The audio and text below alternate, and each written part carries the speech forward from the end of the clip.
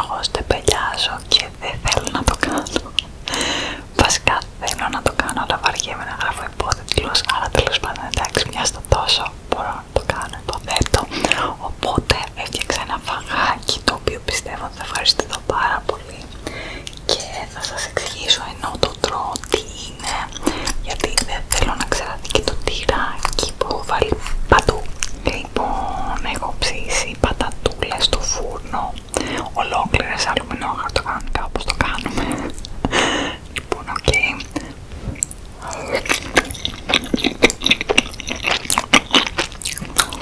Καταπληκτικές. Ψήθηκαν πάρα πολύ ωραία. Και μετά τις έκοψα έτσι με τη φλουδίτσα τους και τις άπλωσα εδώ στο πιναξάκι. Έβαλα αλάτι, μουστάρδα, πολύ κούτα και ύστερα έψησα αυτά τα κεφτεδάκια τα οποία είναι κατεψυγμένα, τα είχαν απομείνει από κάπου, τέλος πάντων ήταν κατάψυγμα και δεν ξέραμε να τα κάνουμε, οπότε τα έβαλα και αυτά από πάνω αφού του τα έψησα, τα ζέστανα βασικά ένα δεκάλεπτο.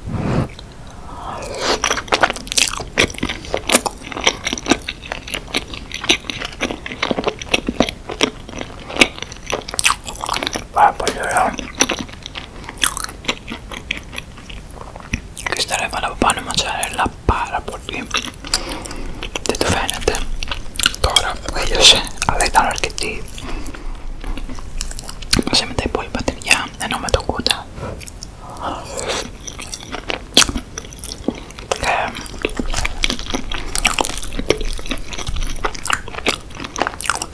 Και το βάλω στο φούρνο.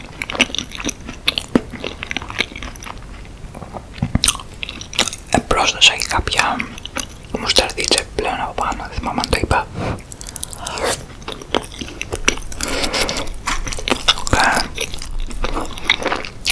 Έχουμε αυτό το αποτέλεσμα.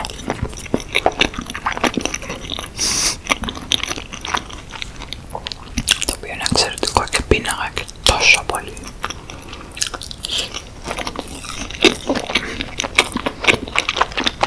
Ωραία.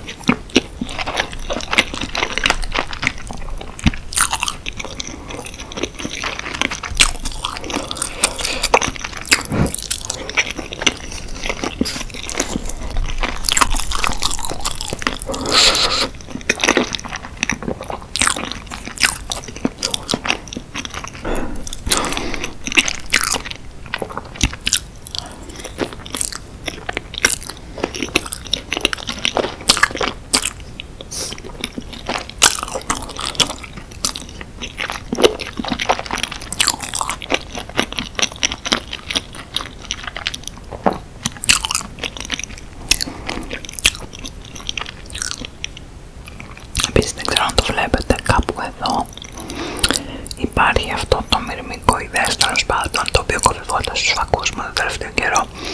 Μέχρι πρότινος ήταν στην εξωτερική πλευρά των φακών. Τώρα το σκουπίσω και δεν φεύγει και πολύ φοβάμαι ότι έχει κάνει σπιτάκι μέσα στο φακό και θα πρέπει να τον ανοίξω και δεν το θέλω καθόλου. Δεν ξέρω πώς γίνεται να μου τυχαίνουν εμένα όλα αυτά. Εγώ δεν το έχω ξανακούσει αυτό το πράγμα.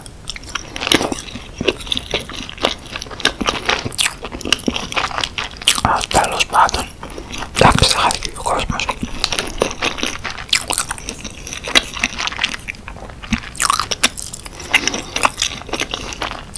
Εντάξει, οι πατάτες είναι το κάτι άλλο, πάρα πολύ ωραίες. Και οι κεφτέδες είναι ωραίες, έχουν ωραία μυρωδικά. Εντάξει, είναι homemade βέβαια, αλλά οκ.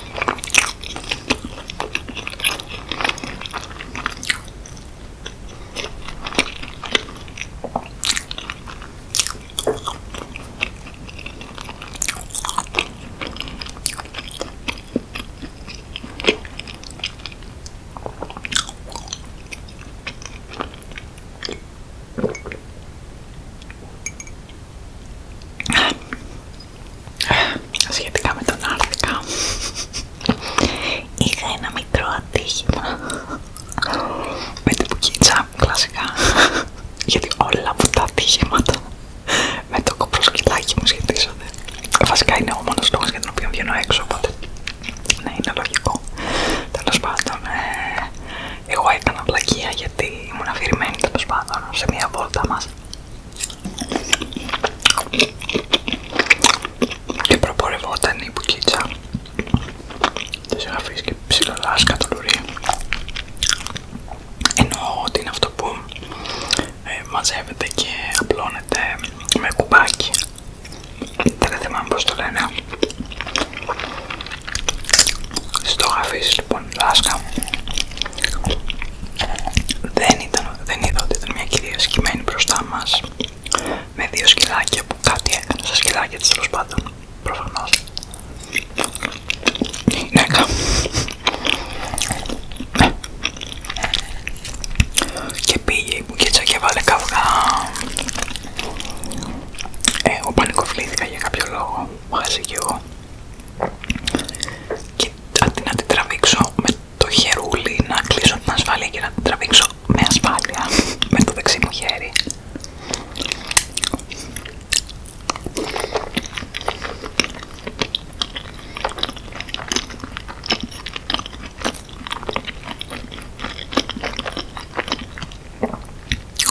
για κάποιο λόγο θεώρησα εξαιρετική ιδέα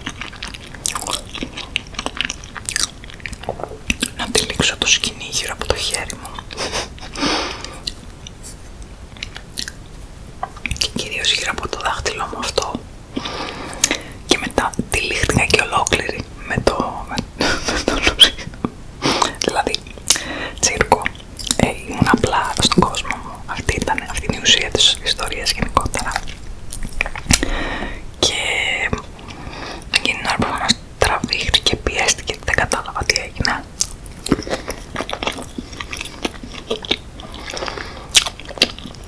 Για να πω την αλήθεια, δεν το πήρα χαμπάρι την ώρα.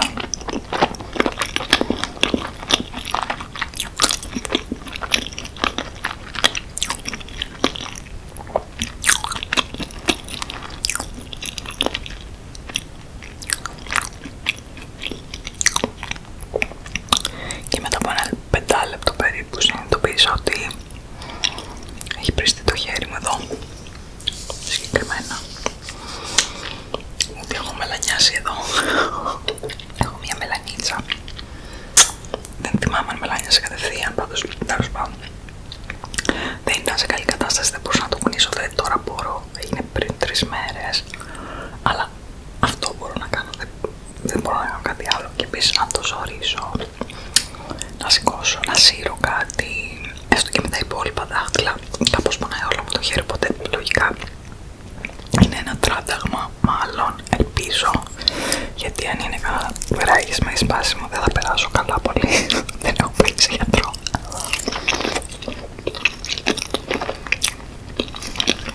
Όσο φοράω τον αρχικά δεν πονάω, το φοράω και στον ύπνο,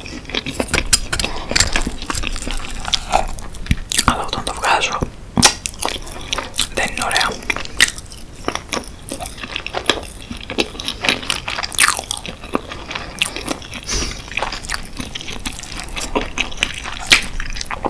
Καλά να πάθω, γιατί είμαι μονίμως στον κόσμο μου.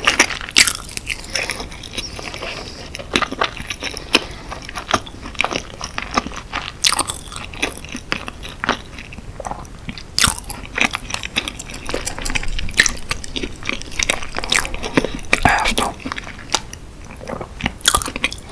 Γύρισα μετά στο σπίτι, έλεγα στην μπουκίτσα, κοίτα τι μου έκανες. Η μπουκίτσα μου δεν είχε καταλάβει τι συμβαίνει, εγώ είχα νεύρα βέβαια. Αυτό το καταλαβαίνει και εξαφανίζεται.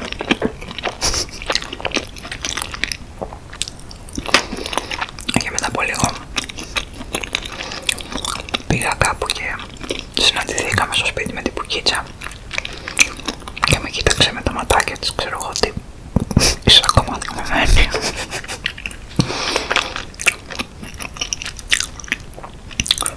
Και αρχίζω εγώ, κοριτσάκι μου, και δεν φταίς εσύ να είσαι καλά, και σιγά ένα δάχτυλο, και τι έγινε, άχρηστο κομμάτι είναι το δάχτυλο.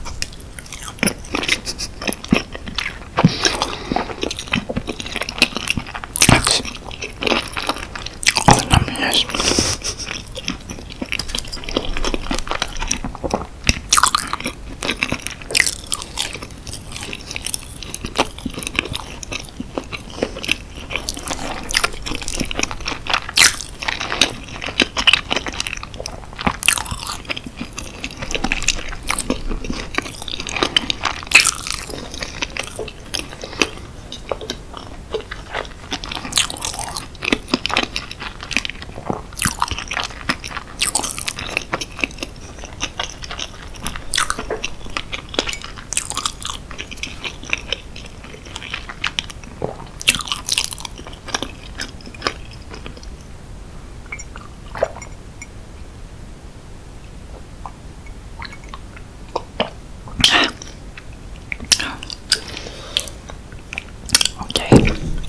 Πες, έφαγα κάπως πλάκα.